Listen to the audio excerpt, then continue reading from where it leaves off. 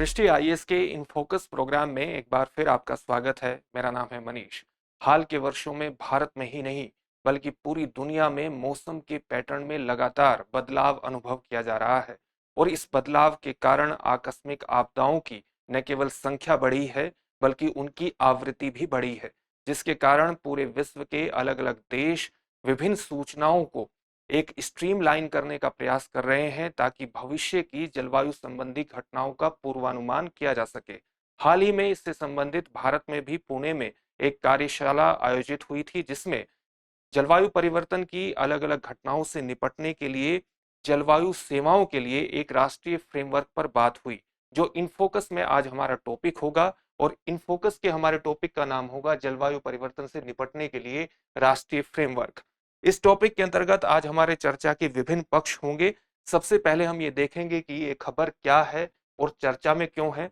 इसके बाद हम national framework for climate services, जो आज हमारा टॉपिक है, इस पर बात करेंगे कि ये वास्तव में है क्या और इसकी दरअसल पृष्ठभूमि क्या है।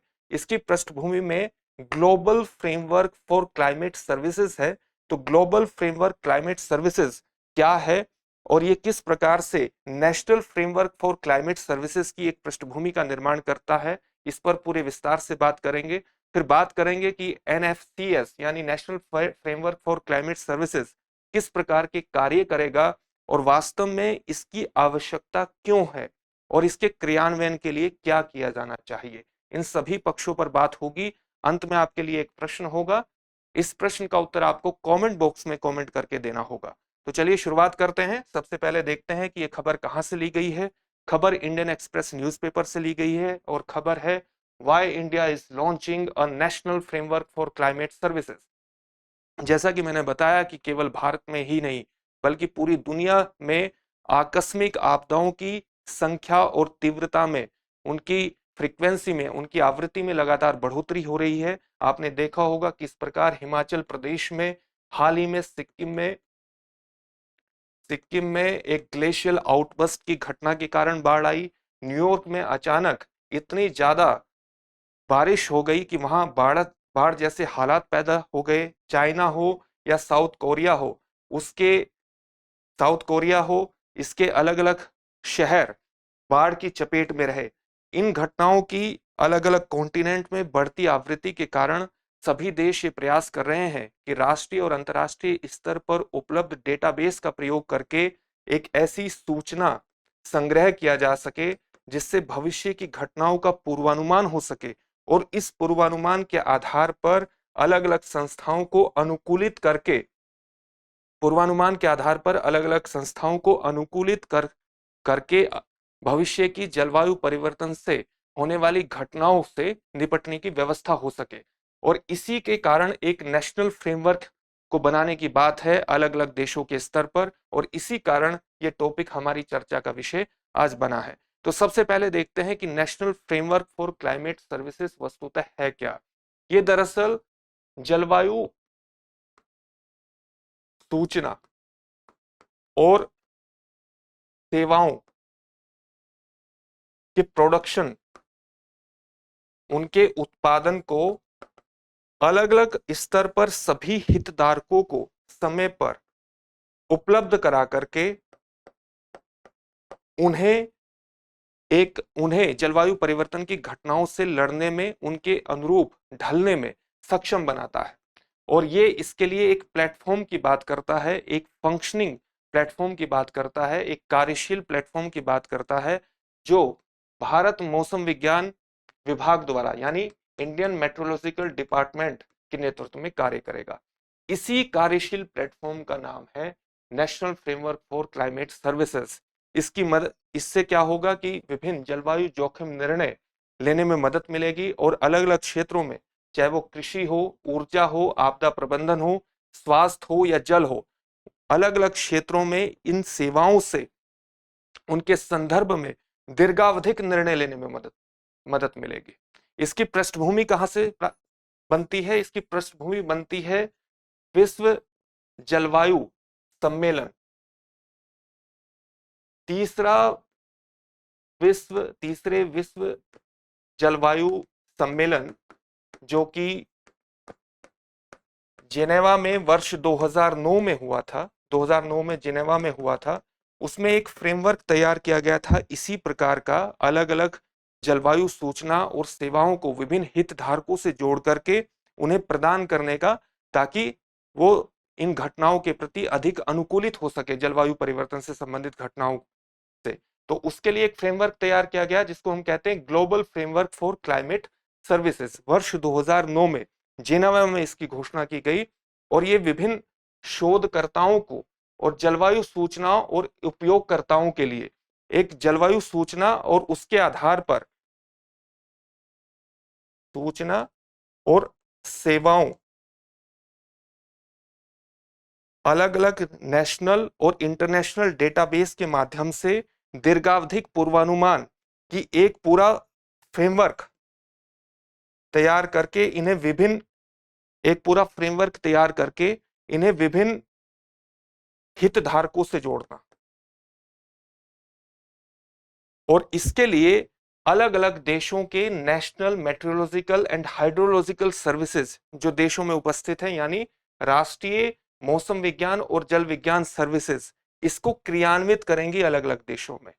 ये अपना पूरा जलवायु सूचना और सेवाओं को किस तरह से निर्मित करेगा, एक ऐसा प्लेटफॉर्म कैसे निर्मित करेगा, ये वस्तुतः अलग अलग राष्ट्रीय और अंतर्राष्ट्रीय स्तर पर उच्च गुणवत्ता परक डेटा कलेक्ट करके किन स्तर कहां कहां कलेक्ट, किन किन चीजों पर कलेक्ट करेगा, तापमान पर, वर्षा पर, पवन पर, मृदा की आर्द्रता पर और सामुद्रिक परिस्थितियों पर, इन पर एक डेटा कलेक्ट करके दीर्घावधिक मौसम और जलवायु परिवर्तन संबंधी दीर्घावधिक पूर्वानुमान की पृष्ठभूमि का निर्माण करेगा, मानचित्र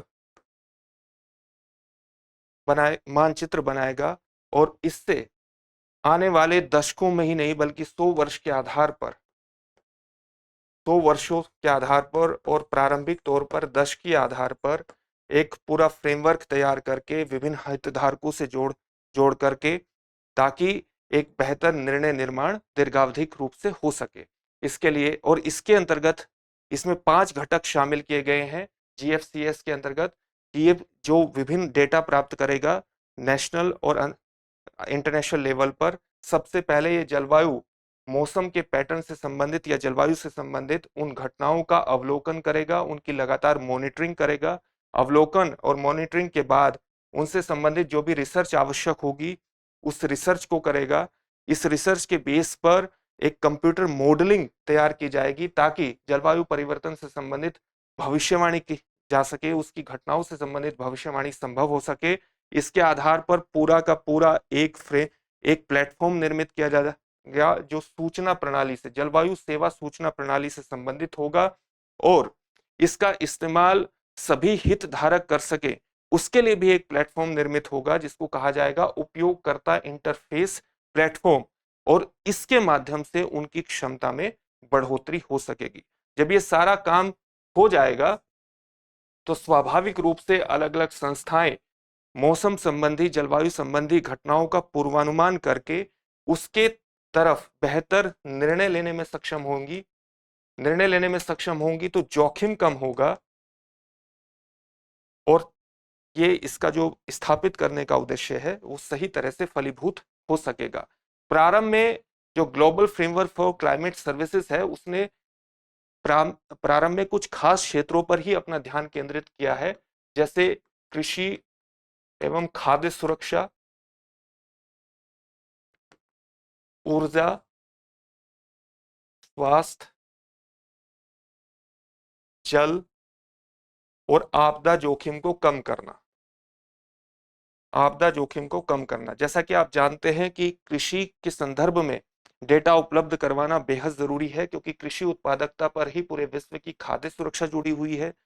ऊर्जा तक पहुंच स्थापित करना किसी भी समाज के जीवन स्तर को ऊपर उठाने के लिए जरूरी है कि उसकी ऊर्जा तक पहुंच सुनिश्चित की जा सके, और हाल ही में उभर रहे ऊर्जा के नवीकरणीय स्रोतों पर जलवायु परिवर्तन की घटनाओं का नकारात्मक प्रभाव न पड़े, उसके संदर्भ में ऊर्जा के क्षेत्र को शामिल किया जा किया गया है। स्वास्थ्य का एक ऐसा क्षेत्र है कि जलवायु परिवर्तन की अलग अलग घटनाओं के कारण स्वास्थ्य व्यक्ति का भविष्य में बेहद ज्यादा प्रभावित हो सकता है, जल की गुणवत्ता प्रभावित हो सकती है। इसी कारण से इन सभी क्षेत्रों में आपदा जोखिम को कम करने के लिए ही इस तरह के फ्रेमवर्क और प्लेटफॉर्म को निर्मित करने की योजना है, और इसीलिए प्रारंभ में इन क्षेत्रों पर ध्यान लगाया गया है। इसी पर आधारित ये जो global framework for climate services है, इसी पर आधारित होगा national framework for climate services के कार्य। ये वैश्विक ढांचे के अनुरूप ही कार्य करेगा, लेकिन इसका जो ध्यान होगा वो देश विशिष्ट मौसम पर होगा। हमारे देश में मौसम के पैटर्न में किस प्रकार से बदलाव हो रहे हैं, अलग हिमालयन क्षेत्र में के मौसम में किस प्रकार के बदलाव हो रहे हैं, उन बदलावों को पहचान करके उनका एक मानचित्र खींच के, ताकि अवलोकन और निगरानी के माध्यम से निगरानी के माध्यम से ताकि उन पर एक दीर्घावधिक योजना बनाई जा सके और उसके अंतर्गत सभी हितधारकों की जरूरतों को पूरा किया जा सके, उन्हें हितधारकों को जोड़ा जा सके, ताकि वो भी जलवायु परिवर्तन से संबंधित भविष्य की घटनाओं के प्रति अपने आप को अनुकूलित कर सके। इसके अंतर्गत ये काम करेगा, और भारत में इसके लिए जो नोडल एजेंसी होगी वो भारत मौसम विज्ञान विभाग होगा, इंडियन मेट्रोलॉजिकल डिपार्टमेंट होगा। निर्धारित क्षेत्रों के अलावा जो अलग अलग क्षेत्र, जैसे कि मैंने अभी बताया, अलग अलग क्षेत्र इसके अंतर्गत निर्धारित है। समय समय पर भारत अलग अलग क्षेत्रों को भी जरूरतों के अनुसार, आवश्यकताओं के अनुसार शामिल कर सकता है। जैसे पर्यटन का क्षेत्र भविष्य में शामिल हो सकता है, परिवहन का क्षेत्र भविष्य में शामिल हो सकता है।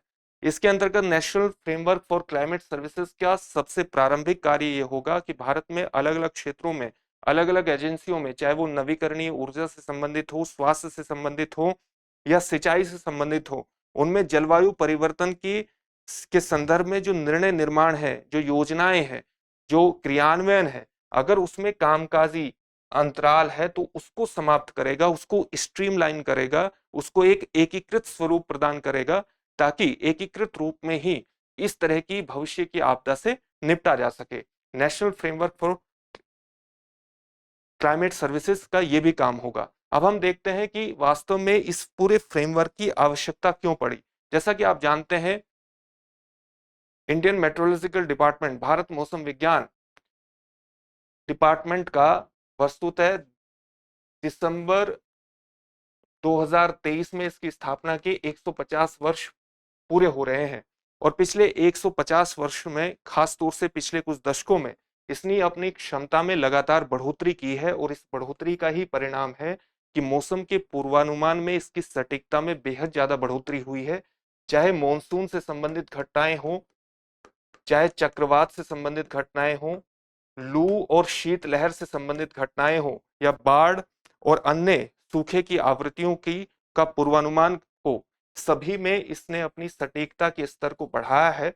लेकिन इसके बावजूद भी भूभाग के अलग अलग क्षेत्रों पर, अलग अलग टेरेन पर, खासतौर से हिमालयन क्षेत्र पर और सामुद्रिक परिस्थितियों में इसके अवलोकन स्टेशनों की बेहद सीमित होने की वजह से दीर्घावधिक पूर्वानुमान जलवायु परिवर्तन से संबंधित इन क्षेत्रों में स्थापित करने के अंतर्गत इसके लिमिटेशन है, ये सीमित हो जाता है। और इसी को दूर करने के लिए, जो गैप बना हुआ है, इसी को दूर करने के लिए मौसम विज्ञान विभाग ये कार्य कर रहा है, और इन सीमाओं को national framework for convention for climate services भरने का प्रयास करेगा। ये इस तरह से कार्य करेगा ताकि भविष्य में, जैसा कि मैंने बताया कि जलवायु संबंधी सूचनाओं और सेवाओं के विकास से ये इस प्रकार के कार्य करेगा ताकि नई जलवायु परिस्थितियों के लिए तैयारी को समर्थन प्रदान किया जा सके। जैसा कि मैंने बताया कि हर हितधारक को ये जोड़ने का प्रयास करेगा। इन हितधारकों में चाहे योजना का निर्माण कर योजनाकार हो, नीति निर्माता हो या निवेशक हो, या जलवायु परिवर्तन की सबसे ज्यादा मार झेलने वाला सुभेद्य वर्ग हो, कमजोर वर्ग हो, इन सभी को जोड़ करके इनको जलवायु परिस्थितियों के लिए तैयारी, उनकी जो तैयारी है उसको एक समर्थन प्रदान करेगा। इसलिए इसकी आवश्यकता, national framework for climate services की आवश्यकता है। जलवायु, जलापूर्ति, स्वास्थ्य, कृषि उत्पादकता, बुनियादी ढांचे पर उनके प्रभावों को अनुकूलित करने के प्रयासों को भी ये समर्थन प्रदान करेगा। और इन्हीं सब कारणों से national framework for climate services की भारत में बेहद ज्यादा आवश्यकता है। अब हम बात करते हैं इसके क्रियान्वयन की। वस्तुतः जो इसका विचार है, global framework for climate services उभरा 2009 में, लेकिन national framework for climate services जैसी बातें भारत में वर्ष 2008 से ही हैं, लेकिन अभी तक इसको क्रियान्वित नहीं किया जा सकता है। जबकि अलग अलग देश 2009 के बाद ही, चाहे चीन हो, जर्मनी हो या स्विट्जरलैंड या यूके हो, इन्होंने 2009 के ग्लोबल फ्रेमवर्क के बाद ही अपने नेशनल फ्रेमवर्क लॉन्च कर दिए थे। और कई देश तो ऐसे हैं जो इसके क्रियान्वयन में बेहद उन्नत चरण में है। इनमें अफ्रीका के देश सबसे आगे हैं, चाहे बेनिन हो, बुर्किना फासो हो, साउथ अफ्रीका हो या मेडागास्कर जैसे देश, ये उन्नत चरण में है नेशनल फ्रेमवर्क के, उसकी कार्यशालाओं को बहुत आगे बढ़ा चुके हैं। इसी प्रकार से हाल ही में भारत ने पुणे में इसकी एक पहली कार्यशाला आयोजित की है इसकी योजना से संबंधित। और इस कार्यशाला को आयोजित करके भारत अलग अलग देशों के साथ योजनाओं में प्रवेश कर चुका है। इसकी योजना के निर्माण के अंतर्गत जिन देशों ने विभिन्न कदम उठाए हैं, उनके साथ भारत भी सम्मिलित हो गया है।